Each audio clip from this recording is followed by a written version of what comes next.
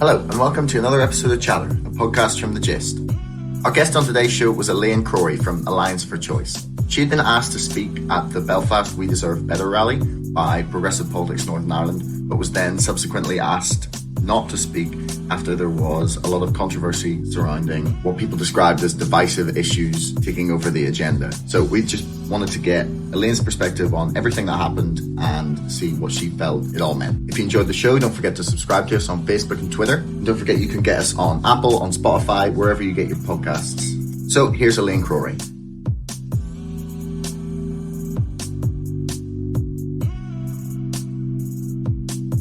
So, Elaine, thanks very much for agreeing to chat to me. It's been a crazy week in Northern Irish politics, as usual. So you're from the Alliance for Choice, and you were asked to talk at the We Deserve Better rally at Belfast City Centre. That's right. Actually, I should say before you go on, I am involved with Alliance for Choice, but they didn't approach me on the basis of Alliance for Choice, because they didn't approach Alliance for Choice, they approached me personally. And they said that they had seen me speak at other rallies, and I think they meant International Women's Day and things like that. And would I speak about abortion rights specifically? Okay, so they were clear that that's what they wanted you to discuss to begin with. Yes. Now, this wasn't We Deserve Better. This was Progressive Politics and I. Okay, so it was Progressive Politics and I had approached you, not We Deserve Better, right? So then I wanted to start, we'll lay out exactly what We Deserve Better is. Yeah, sure. So, from my understanding of it, they essentially are super pissed, as I'd say somewhere between 50 and 90% of the population are, sure, that we have had no government at Stormont since December of 2016. Yeah. We'll just let that hang for a sec. So I think the idea was that they wanted 589 people to come to the rally and each bring 1 to 589 people to be a representation of the fact that we haven't had government for 589 days come Tuesday of next week. So they are attempting to just voice their outrage that we haven't got government and we haven't got any way of moving the country forwards in like any discernible way whatsoever in like helping our education services, our NHS, all of that. Yeah. Would you agree with that broad definition of it? Yeah, that's it, pretty much. Okay. So then on Tuesday, was it Tuesday you heard? It was Monday evening. Monday evening. Okay. So on Monday evening, then you found out that you weren't going to be speaking, or that they asked you sort of not to, or what happened? Okay, so on Monday, I confirmed to Progressive Politics that I could speak. They'd asked me about a week beforehand, but I wasn't sure if I was teaching that evening or not. When I discovered I was free, I said, yes, I will speak. That was Monday, sometime between lunchtime and 5 o'clock. That day they put up an announcement on the Belfast event page saying that John O'Doherty from the Rainbow Project was the first speaker they were announcing. And there were some sort of, angry face reacts on the Facebook page, and one person saying no in block capitals. But there was nothing too controversial. That evening at I think it was about 10, because I was bathing my daughter who'd needed an emergency late night bath, when I got a notification saying they tagged me in a post. The post, and it sounds trivial, but it's important to point this out. It had a picture of me, my name, and the bio that they used, they'd lifted from, I think, Sluggo O'Toole, which I've written for before, and it named 3 different activist organisations that I'm involved with: Hollaback Belfast, Belfast Feminist Network, and Alliance of Choice. And it's true, I am involved with all of those. But the reactions of people below, immediately, within seconds, indicated that they were fixating on the Alliance for Choice part of it. Now, I had been asked to speak about abortion rights, and when they asked me that, I said, because I'm into the broader feminist movement, can I also speak about how we need legislation on childcare, and how there's domestic abuse legislation that was making its way through Stormont before the collapse, and it didn't progress because of that. And, we need that. The rest of Britain has moved on, and we need to have this up-to-date legislation. Is this to bring us in line with the rest of the UK? It is, but also there was a consultation on it. There was a long process about it. So there wasn't anybody, to my knowledge, who disagreed with it. The principle was it will account for all of the abusive behaviour that comes before physical violence. And it will make that physical violence a special category of crime, which is a domestic violence crime, which actually doesn't exist. At the moment, you can be convicted of assault with a domestic element. So it doesn't carry the same, it puts it in the same category as a fight outside a pub. Okay. So we worked on a consultation response, Belfast Feminist Network that is, to that particular issue, way back in, I think it was January or February of 2016. And it was making its way through Stormont. It wasn't a partisan issue particularly at all. It was just, moving with the times. But obviously Stormont collapsed before the legislation got to go through. And I wanted to speak about that, about childcare, about broader issues that affected women. But primarily I was going to be speaking about abortion. Now, I know this because I had that conversation with people from Progressive Politics NI, but the moment that announcement went up, people started saying things like, this is not what I thought this rally was about, I won't be going. Somebody said, why was this woman asked to speak? That kind of reaction. And it was getting pretty intense. And somebody said, are you going to be speaking about abortion? I said, yes, I was asked to. They said, we don't want that. I said, you need to contact the organisers. And it was getting quite bad, and it was late. It was 10:30 by the time this was happening. So I messaged the person from Progressive Politics who'd asked me to speak to begin with. It was Matthew Fulton was his name. Lovely guy. I said to him, things are getting a bit out of hand, you might want to have a look at it. He got in touch with the We Deserve Better people, who I'd not spoken to at all at that point. Didn't even know the guy's name. I'd seen his video, but it passed in and out my ears. And they being We Deserve Better, asked Progressive Politics and I to take down the announcements of myself and John temporarily. And then they were asked to rethink the speakers. Now, nobody from We Deserve Better approached me until late on Tuesday evening even. And in the meantime, Progressive Politics had decided to pull out of hosting the Belfast event on the basis that they couldn't have myself and John. Specifically myself and John. Now, they hadn't announced any other speakers, but I know they were working on some.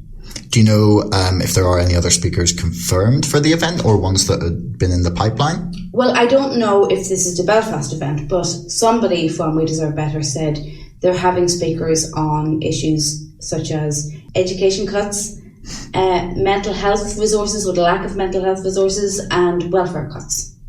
And they said that was on the basis that hits us all, no matter our religion or background.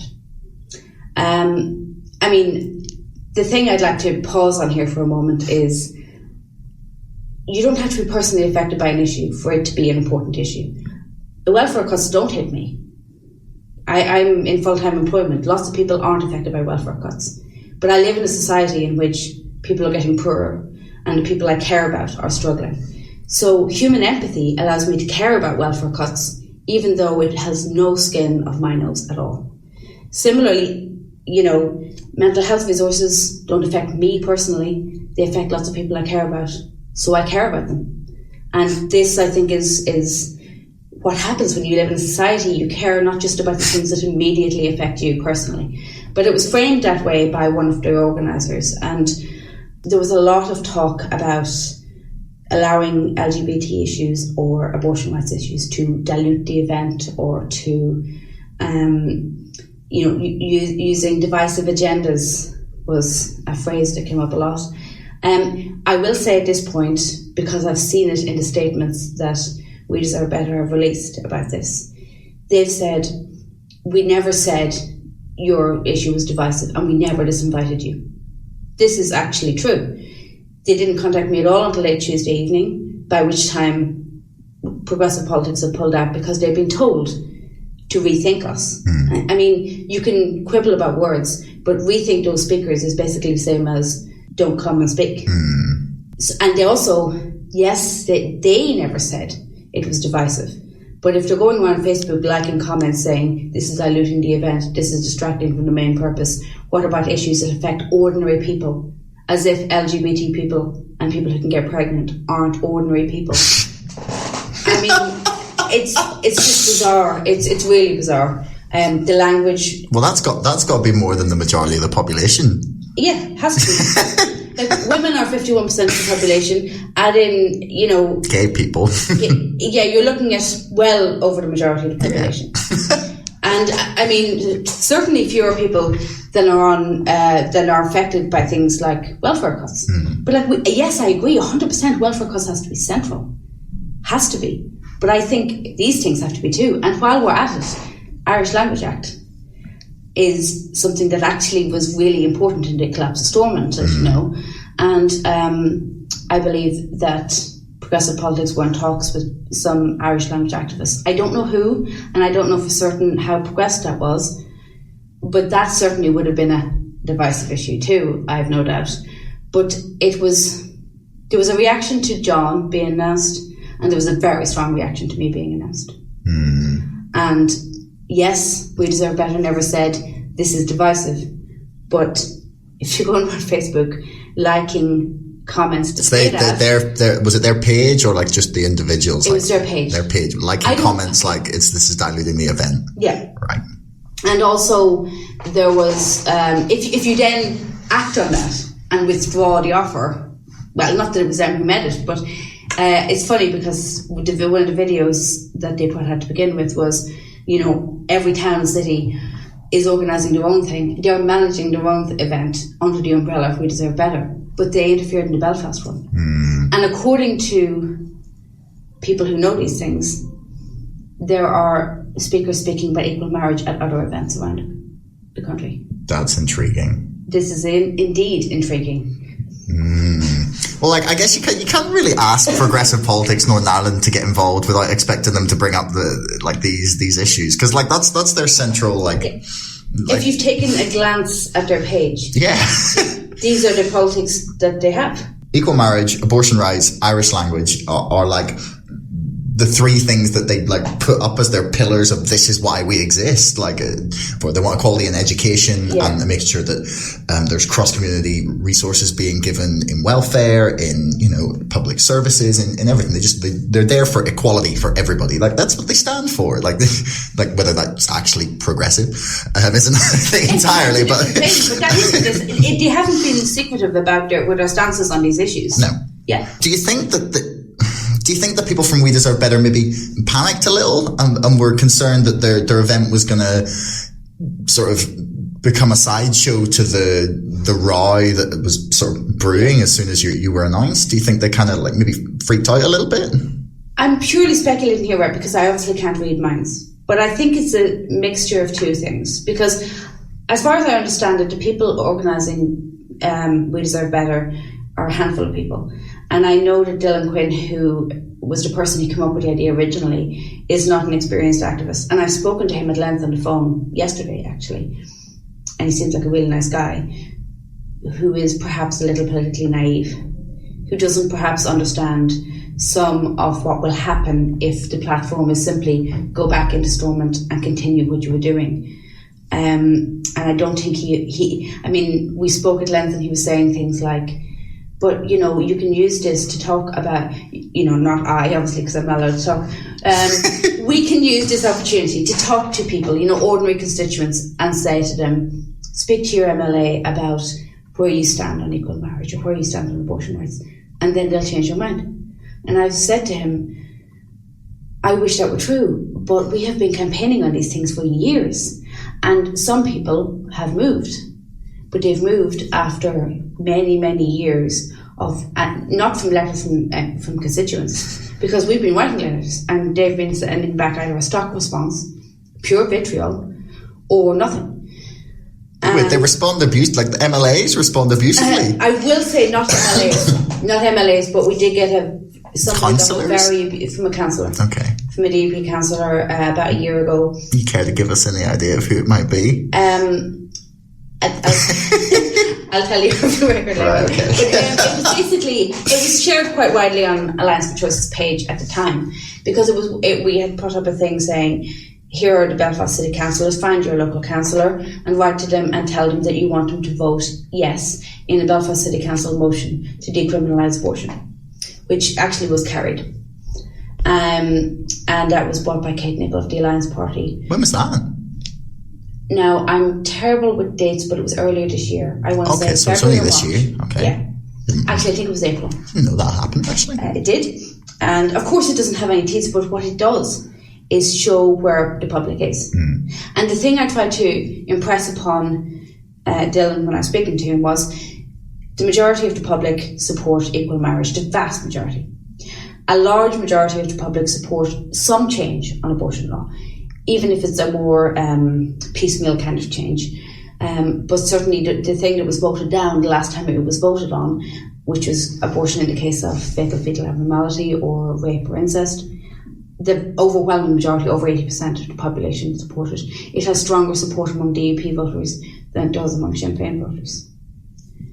That makes sense. Yeah, but the thing is, they hold their position for whatever reason, possibly religious. The DUP hold that position, and they aren't going to be swayed by public opinion because they know they'll be voted for despite this stance, not because of it, despite it. And that is what happens. And they know that, so they don't have to move. And they will resist. And it's, I think, incredibly naive to think that if we stand aside, let the more, I suppose, palatable issues be talked about, and then we start writing letters to MLAs, that we'll get a change. Maybe it'll happen, but, you know, my children will be parents by then. And it's too long. You see, I have a theory that if/when we get Stormont back, that these issues are going to be like absolutely first on the table. Irish language is going to have to be agreed upon for there to be Stormont, right? So that's going to be number one on the agenda because they'll have agreed to that. Like then, after that, equal marriage. DUP don't have their petition of concern anymore.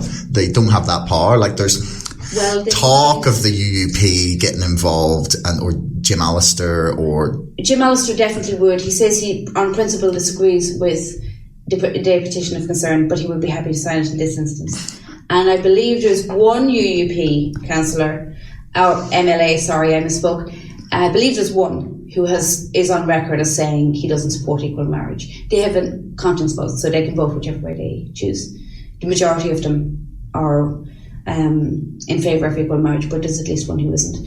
So if we had the assembly that we elected in 2017, there's a possibility they could do it. And one person not voting, abstaining, would be trouble. And that when it comes to abortion, it's very finely balanced. Do you think we'd ever get a vote like the South did? I don't think it would be good. I don't think it would be good to have a referendum. No. In the South, obviously, in both cases it was necessary because the Constitution had specific things in them that needed to be taken out, so you need a referendum.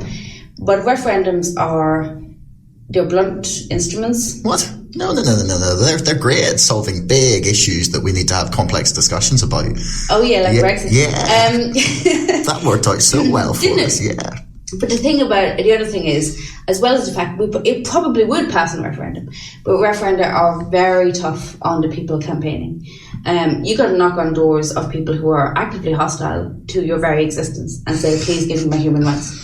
Human rights shouldn't be voted on, they should be given.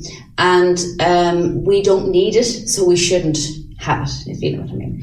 It should be something that's legislated on by Westminster, particularly abortion here, because... You see, there's rumblings of that going to happen. Yeah. I mean, that's no accident. That's a long period of work on the basis of people like Alliance for Choice, mainly Alliance for Choice, working with particular MPs to try and get this moved up the agenda. And what Westminster could do is decriminalise abortion, but they can't set up Northern Ireland specific legislation while Stormont is even possible. But they could decriminalise it, which would allow access to the pills that are currently illegal. Okay, that's interesting. Didn't know they could like actually just change a tiny little bit of it, would it require Act of Parliament, or could they do it through like statutory instrument? Like, is this too technical? It would require an Act of Parliament. Okay. They would need to repeal sections 58 and 59 of the Offences Against a Person Act. Okay. Now, people think abortion is illegal in the north, but legal all across Britain. That's actually not true. It's technically illegal because of the Offences Against a Person Act, but the 1967 Abortion Act allows exceptions. Now, of course, those exceptions are interpreted very widely, mostly, but there are people in prison right now in England for self-inducing their own abortions. Seriously? Yeah, people who couldn't access abortion by traditional method. Hang on, they're in prison for that? Yeah. That is horrifying. It is, isn't it? Yeah. Horrifying. It's still a crime, but there are exceptions, and you have to go to 2 doctors and get certified that you're an exception. Jesus Christ, there's people in prison for attempting to abort their own child. Not very many. But yes, if you self-induce, if you take the pills... I can imagine being that desperate. I know, this is it. People don't do that on a whim. They do not. And there are, the pills that people sometimes take illegally are also illegal in Britain. So if you take them without going through that route of the 2 doctors, you are committing a crime and you're liable to jail, just like happens here. People don't recognise that very often. There's even among feminists in England and Wales, particularly England, there's a lack of awareness about what law really is. I'm not saying that's true of everyone, but it's true of enough people. And Stella Creasy's bill that she wants to attach to the domestic violence bill, she recognises and spoke in the House about how it affects all of Britain. So this would get rid of an ancient part of a law. I mean, it's the same law that criminalises murder, for example, right? So we don't want to get rid of the whole lot of it. We want to get rid of those sections. And then Westminster can make a rule for Britain. Scotland and Wales are already moving to have to allow women and anybody else who can get pregnant, including trans men and non-binary people, to go to their doctor, get a prescription for the pill, go home and take the pill. So they are in the safest place possible, but also if they're worried about how much they're bleeding or something, they can lift the phone and call and ask without fear of criminalisation. Sorry, that has genuinely shocked me. Yeah. We live in like a Western developed nation, and people are in prison for that. Is absolutely well. I guess people are in prison for all sorts of things that they shouldn't be. Yeah.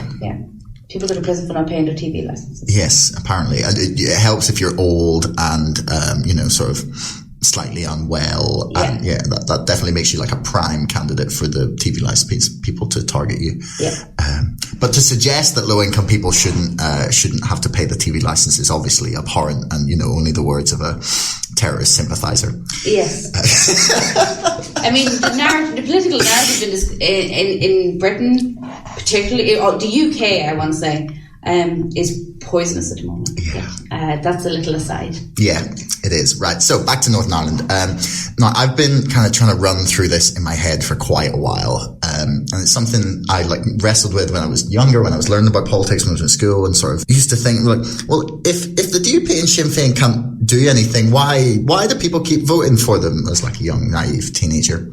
And now I understand why people vote for them, but I still don't understand why they don't seem to suffer any electoral consequences whatsoever for not being able to just sit down and be like, right, let's do what's better for everybody, and let's sort the place out so that Northern Ireland can, because Northern Ireland and Belfast in general is so close to really exploding as just a fantastic place to live. I think there's loads of development going on, the tourist industry's booming. We have the biggest TV show in the fucking world on our shores, made in Belfast. It's somewhere to be proud of. Yeah, restaurants are good, cafes are good, pubs are good. It has a good social life. It's beautiful. It's physically beautiful. The weather's a bit shit, but nothing we can do about that. No, but there's so much potential here. It's a really nice place to be. People enjoy visiting here as tourists, but I have a theory as to why people keep voting for them, or rather why they don't suffer electoral consequences. Yeah.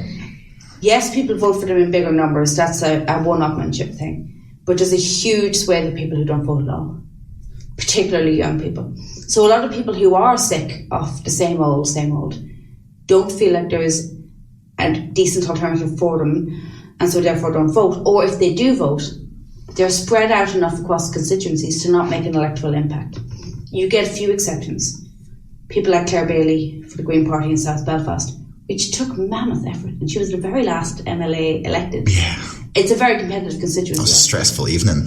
But it's a very competitive constituency, of course. But it's that is something that, because she's not just another MLA. She's an MLA with a very staunch stance on, in a good way, on some of these issues that we're talking about. And then you get people like Jerry Carroll in West Belfast topping the poll in West Belfast. Sinn Féin thought they had that constituency sewn up forever. I live in West Belfast, and People Before Profit were the only party that came canvassing at my house in the last 2 elections that were right on top of each other. Seriously? The only party that came near us. Now, it makes sense, right? If you are in the DUP, you're not going to canvass on the Falls Road, you're wasting your time. But no, Sinn Féin came near me. Now, I had flyers through the door, but nobody knocked the door. And I'm not saying... Have you ever met anyone who's been convinced by a flyer ever? Oh, no. Most people just put them in the bin. I like to go through them and look for mistakes. But that's me, and, I have strange hobbies. But there's a feeling that when somebody, like either of those candidates, have a sudden, not sudden in real terms, but sudden to the public eye success, it seems like there might be an alternative out there, if you know what I mean. Sorry. No, go ahead. I was going to say, I think a lot of young people are also, not young people, but a lot of these people who don't vote, they want something different, but they don't exactly know how to get it, because our political literacy is very low. And I think this We Deserve Better thing is a really big illustration of that, because I think there's 2 things at play there. Political illiteracy and possibly a super conservative agenda hiding itself as a slightly more progressive one. I've talked about the political illiteracy issue. There's a lot of people who say, explain over and over, we can't get a law about equal marriage or abortion if we don't have Stormont. It's like, yes, we know that, but if you... That's technically not true if we end up with direct rule. Yeah, that's true. But they mean, Yeah. And the thing is, you try to explain to them, look, if you say, just please come back to work, with no conditions, with no, but you must reform the petition of concern, with nothing like that, then you're just giving them carte blanche to walk back in, ignore the corruption scandal that collapsed Stormont to begin with, don't do anything with petition of concern, and then just set about blocking that legislation all over again, like equal marriage, because the whole public just turned out en masse and said, we don't care about any of that stuff. It's not as important as you going back to work. It allows them carte blanche. Now, I think some people aren't aware of that, but I think some other people are 100% aware of that, and perhaps that's what they want. They don't want these issues on the agenda because they themselves might hold quite conservative views on them. Honestly, you see, when I first saw it, I was really, really enthused because my flatmate, who's planned to appear on this podcast at some point, said to me, he was like, why is there not people are protesting Trump in London? There's like more people at the protest in London than there was at his inauguration, and yet not one person has protested in Northern Ireland about the lack of government. Like, where are the people in the streets? Like, it's been 600 days. Like, and then like a week later, the We Deserve Better thing appeared, and I was like, whoa, right, okay, this is fantastic. Like, it's the chance to go and have on video and have on photos all over social media, wall to wall, on every single place that anyone could fucking look on that day. They will see like thousands of people just being like, will you bastards, seriously put your own differences aside and like do what is better for everyone in the country and like sort the place out. And it sounds like such a stupid, it's like, oh, well, they're never going to do that. And that's so depressing. I think people like want them to go back to work because they're like, oh, well, it's been £9 million they've been paid. Yeah, I understand that frustration. Yeah, I totally do. Half a billion was wasted on RHI. Like it's a drop in the bucket. Yeah. Like this is the thing. Like I realise it's pouring money into nothing, and I realise it's to a large degree rewarding them for doing that. But I understand the caution of. Well, I am one of those people who's cautious about saying just go back to work. I don't care about Irish Language Act. I don't care about any of these things. Just get back to work and we can sort them out then. Because to the people who don't want an Irish Language Act or equal marriage or abortion reform, to those people, that public outpouring can be read as approval for, like the DUP have been saying all along, we don't have any red lines. We'll walk back into Stormont tomorrow. Sinn Féin have to drop their red lines. Now, I'm no Sinn Féin supporter, but if you're saying... Well, hang on, they said that, like Arlene Foster literally said yesterday she will not budge on the Irish Language Act. This is exactly it. So what she's saying is, I'll go back into Stormont, but they have to drop it. Yeah. So if you set up an event that says, we're not going to talk about the Irish Language Act, that's not important, just get back to Stormont, you are backing up Arlene Foster. Now, you may not be aware you're backing up Arlene Foster, hence the political illiteracy I was speaking about, but you are, and I think there's elements within We Deserve Better who totally understand that's what they're doing. And it's no accident that they're doing that. I don't think that the main organiser, Dylan Quinn, fully grasps that, which is not me having a go at him. I think he's a very nice chap, but I think there are elements within the organisation of We Deserve Better that are happy with the status quo. They just want it back working again. And for that reason, they're not cutting speakers on education and mental health and welfare. It's not to say they're not like really important issues as well they're for vital to issues. deal with. They're vital issues, but they don't have the quote unquote divisive nature of Irish language, equal marriage and abortion, because those are issues on which Sinn Féin and the DUP are very clearly on opposite sides. And again, wasn't going to stand up and say a single word about Sinn Féin. They're irrelevant to my argument. But if you stand up and support issues that, and I'm not saying Sinn Féin are refusing to go back into Stormont without abortion reform on the table, that's not the case at all. It's Irish language for them. But if you start speaking about rights issues, which all of these are, they're human rights issues. If you start speaking about those as things that we won't compromise on, you are fundamentally against an agenda that is very conservative. Now, I'm not necessarily colouring it as DUP versus Sinn Féin. It's conservative versus quote-unquote progressive. Yeah, it's a really odd position to be in, where that point you made earlier actually about the DUP voters being sort of more okay with abortion rights was something I hadn't like put a lot of thought into, but makes a lot of sense. I think that for most people, when they're looking at Stormont not being there, like I think that's kind of the attitude that most people have, though, is that like just please get them to do something, like my school needs more funding, or you know, this hospital ward is being shut down, or I don't know, Northern Ireland's public transport is crumbling. I'll not go there because I'll start ranting about the glider. Or, you know, like we have to deal with the homelessness issue in Northern Ireland, or wealth inequality, or there's like outrageous numbers of like problems that we face. Here's the thing. Did we or did we not face those same problems 2 years ago? Oh yeah. Were they doing anything about it then? Not really. So are you going to invite them back in? A friend of mine actually came up with a really good analogy, right? Let's imagine you have a Wi-Fi package, right? You pay for it every month, but the service is rubbish. Keeps dropping out in the middle of stuff. Speed is slow, all that stuff, right? And then all of a sudden one day your Wi-Fi just stops. But your direct debit keeps coming back out of your account every month. Do you call up your Wi-Fi service a year and a half later and say, please start providing me with the exact same shitty Wi-Fi again? Or do you shut your account and look elsewhere? Or do you ring them up and say, listen, I will cancel that direct debit if you aren't going to offer me a vastly improved service? you don't beg them to just come back and do the same thing again.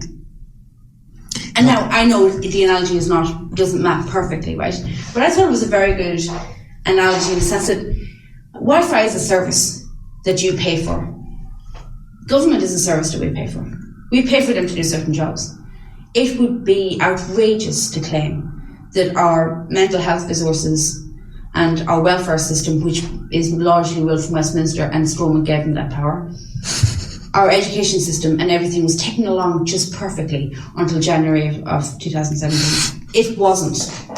No, definitely. Now, if it had fallen apart after Stormont, I would 100% see that argument. But it wasn't. And again, this is political illiteracy. People aren't aware that things are going badly until it smacks them in the face with their particular issue. And that's what I saw a lot in the discussions on Facebook, where people are talking about issues that affect ordinary people. Again, as if these marginalised communities, not that 51% of the population is especially marginalised, but you know what I mean. These quote-unquote divisive issues don't affect lots of people. They do. We're ordinary people. There's nothing marginal about our interests. You know, it's as if until it arrives at their own door, they don't care. And it was actually a really distressing couple of days. Not from the point of view of being invited and then disinvited. Because it's water off a duck's back. I don't personally feel bad about being invited and disinvited.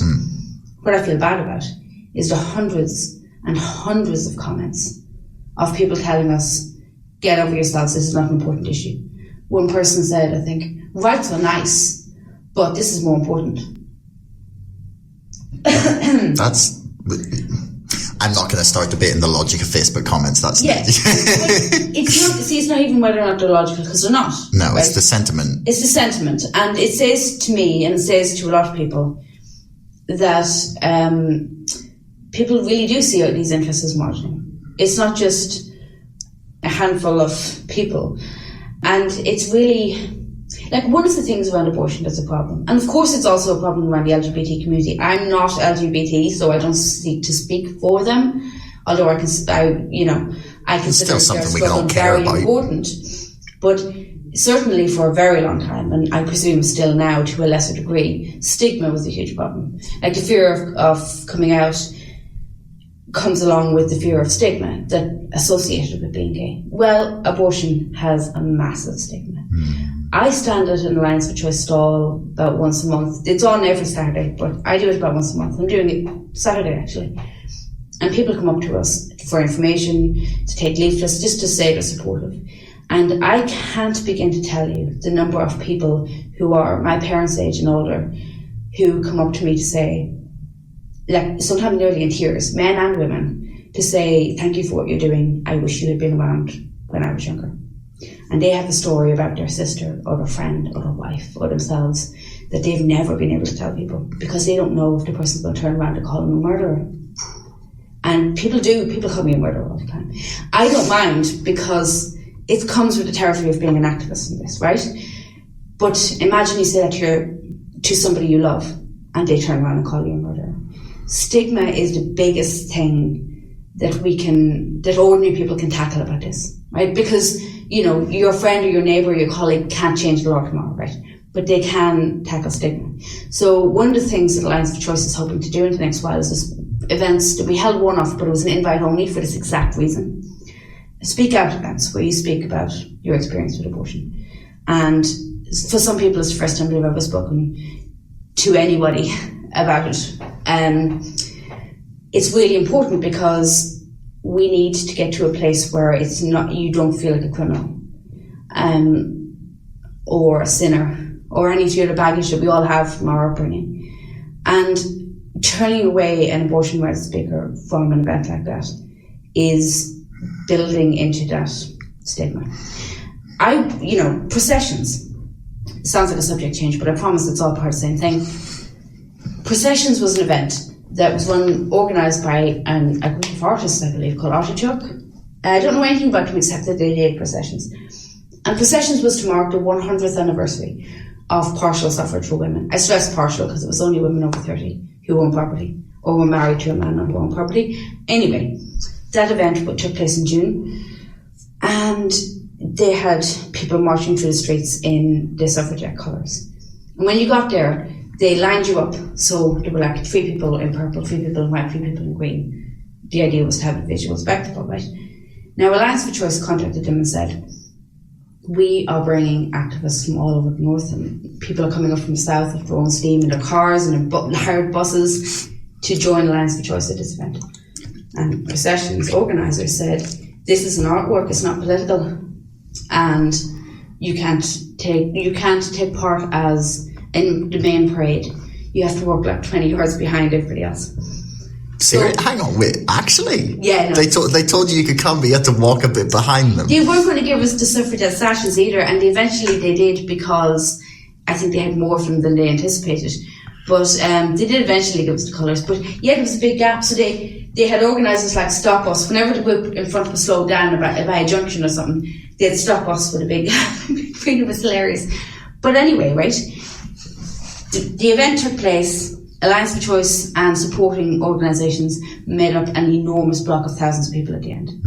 And as we walked through the city centre and into City Hall grounds, people were stopping and cheering and clapping and whooping and hollering, and several of the other banners that other people had made specifically for the event had specific things referring to abortion rights.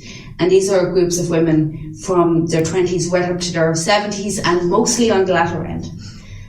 Women in women's centres and so on, who totally notice. They notice, but now they sense that this is the moment they can come out and say it. And there's a movement building. Gradually, it's becoming more and more acceptable to say your pro-choice. And the repeal the 8th definitely helped that. It totally helped. It made a massive difference. And this was like 2 weeks later. So the momentum was very much with us. Well, I know a girl from here whose mother got really mad when they found out she'd been canvassing for repeal the 8th, which I find hilarious, because from what I could tell, like, they're a pretty left-wing, super progressive family. It just came out of the blue a bit for me. I was like... But this is the thing, right? For some people, it's like the last food. It's almost like it's a religion. No. Well, see, I think part of it is there is a religious element to it, because I think even people who don't practice religion, they've grown up in the soup of religion, and like you can pull a carrot out of soup when it's done cooking, but it's still going to taste a little bit soupy. Not the best analogy again, but I think you know what I mean. I think this is it. Like, there is a feeling of like, if you're obviously pro-choice, then everybody knows you're pro-choice, and that brings shame upon people associated with you. If you keep it to yourself, we can just about tolerate it. And for a lot of people, I know people, because, you know, Alliance for Choice makes t-shirts that say Trust Women, and then Alliance for Choice sweatshirts with the logo on it and Alliance for Choice. And I know people who are afraid to wear their t-shirts because of the reaction they might get. Now, I wear mine all the time. I've never had a bad reaction, but I do see people looking. It kind of bounces off me, but for some people, it's a big deal to wear something that says where you stand on this. And do me a favour. Yeah. Tell me where I can get one. We have to do we're hoping to do our first videoed podcast with maybe Naomi Long. If you're listening, please let us do that. She's like, she hasn't been well, and then she's like having someone from her family's not well, and she's really busy. Busy woman at the minute, and I don't want to pester her, but I will wear an Alliance for Choice t-shirt if we do it live and do it videoed. You can't tell now, but I could be wearing one right now. You don't know. You can buy them at Alliance for Choice website. So if you go to Alliance for Choice on either Facebook and then click through to their website, I think it's allianceforchoice.com, but I can't swear to it. It might be the number 4. Okay, well, anyone who's interested, I'll stick a link in the description. Yeah, the t-shirts are good. They are, they come in green and black with this white text on them. The sweatshirts are grey with purple and green logo, and they are the most comfortable things you'll ever wear. But shameless plug. It is a bit of a shameless plug, but I'm telling you, it's comfortable, and they're all ethically sourced as well. So, like, we don't use sweatshop labour to make our stuff. It's kind of necessary these days if you're going to be a charity. And yet, if you go buy a £24-25, this is what a feminist looks like t-shirt in a high street shop, that will have been made in a sweatshop. Yeah. Yeah. I have a big list of t-shirts with great slogans that I want. I saw one the other day. It's only locker room treason.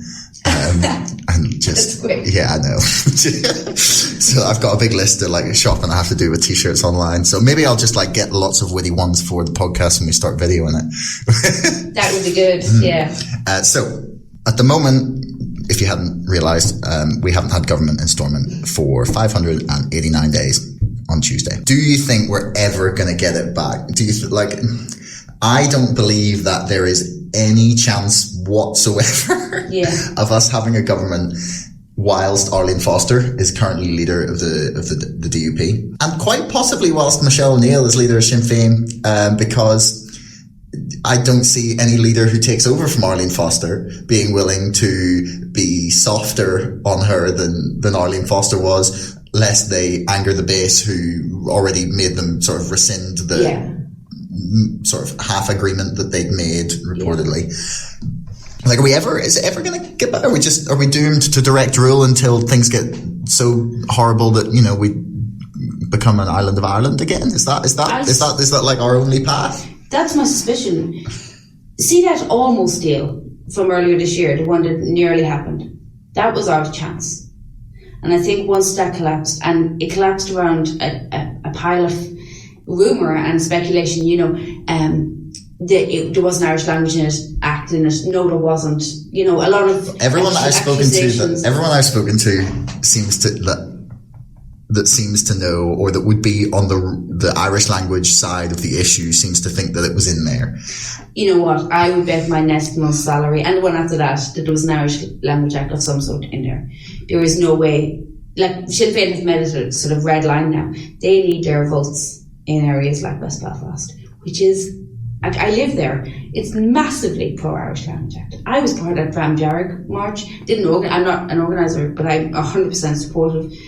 A couple of my friends were involved with it, and they studied Irish at the University of Ulster. Oh wow! Like, it's a degree. Yeah, like you can get a degree in it. Oh, of course, you should be able to. My daughter goes to a girls' school. She's grown up as a bilingual child, which I think it's great for the brain. It's worth mentioning at this point, if I could anger any DUP supporters.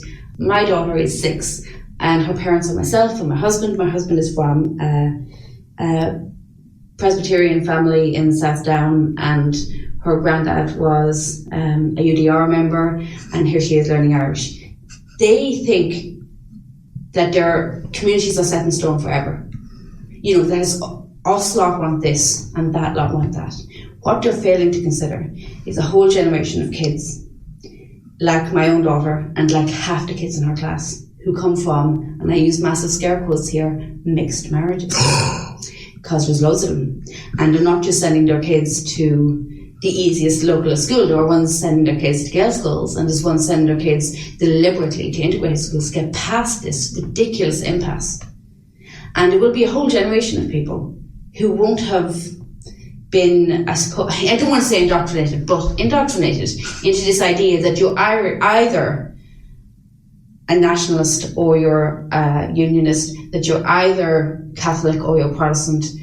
There's this huge swathe of people in between who have a bit of both identities, or maybe one or the other, but it doesn't necessarily map onto a particular party. But to go back to your question. Yeah, I feel like we got sidetracked. We did get sidetracked. I get sidetracked a lot, sorry. That's why I do these for an hour. You've got time to get sidetracked. That's good. So you did ask me, do I think there's any chance? I would give it about an optimistic 5% chance.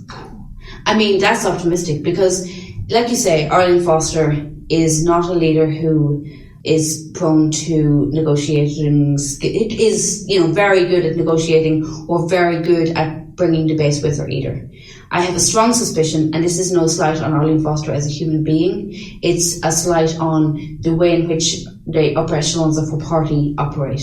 I have a feeling she's there because they know that Stormont is in a mess. Nobody else wants the Stormont leading job. No. Otherwise Nigel Dodds will be doing it. Much like no one wants the Prime Minister's job. Yeah. And I think that what happened with that nearly deal was a real illustration that they don't respect her authority. as a leader of a negotiating team, when she went back to them with the half deal, and they rejected it. And, you know, it was telling that I saw Gregory Campbell on The View talking to Mark Carruthers that night, and he said something like, I think the exact words were, the DUP has a collegiate leadership. That's a way of saying we have a figurehead and then we have us guys who actually run things. In the smoky back rooms. Yeah. I doubt it's very smoky because, you know, it's the DUP. Wow. And going to hell and all those things. No, you don't think Jim Wells and Gregory Campbell have a few Cubans every now and again and like celebrate? Probably. I find it hard to imagine that Gregory Campbell can enjoy anything. No, here we go, Joe. But you can't imagine toasting it with a scotch and a cigar, be like, well, there's another 6 months of getting paid for nothing. And some of them I can totally do, but not Campbell. You know, no. I think he's a joyless person. But I also think, like, there's no way that they would keep her there if they thought she had failed at that. What in actual fact happened really was they're using her basically as a figurehead, and it's really sort of demeaning to her in a way. I don't think she's a good leader. I don't think she does well speaking in public. I don't find her particularly charismatic. She's not especially charismatic, but also she says things, like the crocodile comment was a classic one. She says things and then has to, you know, spend ages covering up for them. That was a mistake. That was a foolish thing to say. You know what I mean? Because it gave ammunition. And it's led to memes that have run and people turn up at the election booth dressed as crocodiles, and yeah, you know, one of them was my friend. It's a huge mistake. And I know politicians make gaffes all the time, right? But it almost seems like they've, you know... I won't respect anything she has to say because she posted a meme about the RHI inquiry on her Facebook, and I think this should literally disqualify you from becoming an elected or politician who's the figurehead for our country, where it was a cat with huge sunglasses on that said, I can't see all my haters. I was like, you absolute bastard. Like that is the absolute height of I don't give a fuck embodied in one action that you've just taken. Like seriously, like that is Trump level stuff. Like, and at least he kind of owns it. I don't think he fully owns it. I think Arlene Foster is like magnitudes of intelligence. Magnitude's more intelligent than Trump is. I think the difference there is it's not that she doesn't get that it's horrible and offensive. I think it's that the DUP as a group haven't fully grasped that they can't have things entirely their own way anymore. You know what I mean? That they don't run the show without question anymore. Which is funny that they've got that attitude, saying as they've only probably technically run the show for about 10 years. But I think the attitude was... It's what, 11 years since St Andrews now? True, but when you rock up to protests saying save Ulster from sodomy, like you have a feeling that you have the right way of doing things. And I think the entire party has coalesced around an idea that this is right, anybody else is wrong. There is no grey area. There is no room for moving a policy position. There's no room for saying, do you know, I talked to some people and actually maybe it wouldn't be such a bad thing to allow equal marriage. There's no room for that. It's uncompromising. And that's just one example. There are loads. The way in which Arlene Foster spoke at the recent Stormont event, in which they invited some LGBT groups and several boycotted, I should stress, but they invited some and then they basically told them respect our religious views. Like just to point out, like there's 110% a way to oppose marriage, equal marriage, and to oppose abortion rights in principle as your own personally held belief, to espouse that as a politician, to represent people who believe that, and still allow a democratic vote on it. Those two things aren't like incompatible. Like Angela Merkel is anti equal marriage. Yeah. But she allowed the vote on it because she respected the will of the population as a whole. She went, well, we'll put it to a vote, and the vote passed. He was like, well, that's the law now. That's how politics works. Like, I think that using a particular concern around equal marriage was a real clear indicator that they have no interest in democratic outcomes, and they have a certainty that imposing the way they think things should be done on people regardless of the fact that most people are way beyond that, and including most MLAs. They just don't care. And that's why they don't want Stormont back. Because they're fine the way they are. They don't want to change the status quo. No, all the other parties, to a greater or lesser degree, want to change the status quo. They have the most interest in getting things moving, getting the petition of concern reformed, getting these things back on the agenda. DUP don't. So, standing up to go full circle back around to this rally, I don't see the point of a rally that doesn't demand change in the way things work. Because otherwise you're going right back to status quo. They messed up education, mental health, physical health, welfare, all that stuff has been messed up for years. It didn't happen in January last year.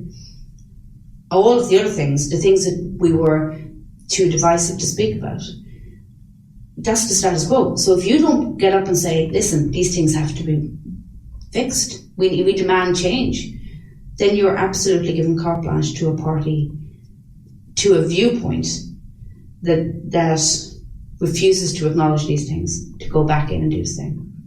And that's about the organisers of We Deserve Better. I think the intention was good. It was a guy who was like, here, we're sick of this. But then... I think we all know that feeling. Yeah, we all know that feeling. But then there are elements within it who actually... They just want things to go back to exactly the way they were. And they don't... It's not just that they think it'll make more sense. It'll be more likely to succeed if we focus on getting them back in. It's not going to succeed. That's the other thing. What would be the bare minimum that you would probably accept? Like, say you were consulted on the We Deserve Better sort of like demands that they wanted, like Stormont to do, like things that would the very bare minimum be, let's get rid of the petition of concern? Like if that was like, right, say that was the one stipulation, like please just like get rid of that, make it more sort of inclusive as a whole, as a body of government, and sort of less open to people just obstructing it for their own personal reasons or their whatever reason the DUP still have to oppose all these things. Their religious beliefs, the religious beliefs of their constituents, whatever their motivation is, like, would you say that it would be acceptable for the We Deserve Better people to stand up and be like, look, we want you back and we want the petition of concern gone so we can have the conversation about these divisive quote-unquote issues? That would be a huge step forward. It's not, what I want, but I think you have to have a petition of concern reform at the very least, if not gone, in order to allow any of this to happen. I think, for me personally, you have to at least allow a platform for people to talk about other rights issues that are being denied by Stormont. Both abortion and equal marriage have been raised in Westminster by MPs, individual MPs from the Labour Party, and both times. I feel like there was like vocal support from Conservative MPs as well. Quite a lot of support across the benches, because apart from Rees-Mogg, they all live in the 21st century like the rest of us. But then you get... I have no problem with Jacob Rees-Mogg holding it. Like, they're right. Jacob Rees-Mogg is the perfect example of like what like he doesn't agree with it, right? But he doesn't spend all of his time like in Parliament, like attempting to obstruct anything that moves the world forward. He makes his point. If people agree with him, they vote with him. If not, he does own a company that benefits from the sale of abortion pills. He does, yeah. But like, which is hypocrisy in that highest. Absolutely. But I don't think he has like. I don't think he technically has say on his investment fund purchasing the company that it makes money off. He could disinvest. Yeah, of course he could, but but he cares about money more than he cares about his principles. Yeah, but then that's fine. Like, yeah, exactly. Capitalism. Woo. He doesn't force it on. Yeah, exactly. Yeah, capitalism. He doesn't like force it on everyone else. No, he doesn't force it on anyone else. He consistently votes against it, but in the forum that he's in, it doesn't matter that he votes against it because enough people vote for it. Yeah, exactly. This isn't even about Mogg. Rees-Mogg. I don't know which Rees-Mogg. I think it's Rees-Mogg. Yeah. It's like hyphenated. Yeah. Okay. So it's not about him though. It's about the response from the government, which is we have devolved these issues to Stormont. Now, if Westminster MPs try to bring it up and they're told, no, look, we're not objecting to the idea. It's just that that's Stormont's business, and then Stormont doesn't exist, or possibly worse, Stormont does exist, but we have just mobilised en masse to say, by all means, go right ahead, block anything progressive. Just keep going the way you were. Then we have shot ourselves in the foot enormously. I think, initially I thought, so this is my timeline of thinking about We Deserve Better. Okay. First of all, I totally get that guy's anger, but there's nothing, deeply political to it. Then as it moved along, this is a bit wishy-washy, I don't object to it, but it doesn't have my full support. Then I was asked to speak, and I was told there were other people on the platform who would be speaking about rights. And I said, this is actually getting somewhere, it's getting some meat on bones. Then we were told not to speak, and then it was like, and the language that flowed from people saying, these are divisive, your rights are less important than these other things. And I've spoken with them, and I've, what's going on the last few days. And it's become clear to me that at this point it's actually harmful, not helpful. Initially it was like, it's fine, but it won't do much. Now I think it's harmful. Because if the DP want to say, look, let's just go back into Stormont. Let's just go back. We won't do anything about petition of concern. We don't care about the Irish Language Act or equal marriage or abortion. All those things are irrelevant to the people. Look at thousands of them standing on the street supporting this. I hadn't seen that they were going to take that angle before you brought it up earlier. They'd be foolish not to. It's 100% what they're going to do. If I was them, I would. Anybody would. Like, they can inadvertently, or maybe advertently in some people's cases, this whole movement is supporting the status quo. It's not challenging the status quo in any way. And when they had a chance to, they got rid of those people. Well, I think that's a nice place to leave it. That flew in. We're just past an hour. Okay. I'm talking to, hopefully, I've been talking to the girl who is like partially organising the Belfast event now, attempting to get them to I still want a podcast from it. And I will do absolutely everything I can to bring up all the issues that they don't want to talk about. Because, why not? So yeah, we'll see if my next episode is broadcasting live from, the We Deserve Better in Belfast, or whether they, kick me out when I start pissing them off. You might just do that. Thanks very much for listening. If you enjoyed the show, don't forget to subscribe to us on iTunes, on Facebook, on Twitter. Later this week, we've got interviews with some journalists from DSmog UK, so make sure you subscribe if you don't want to miss that. Until next time, thanks for listening.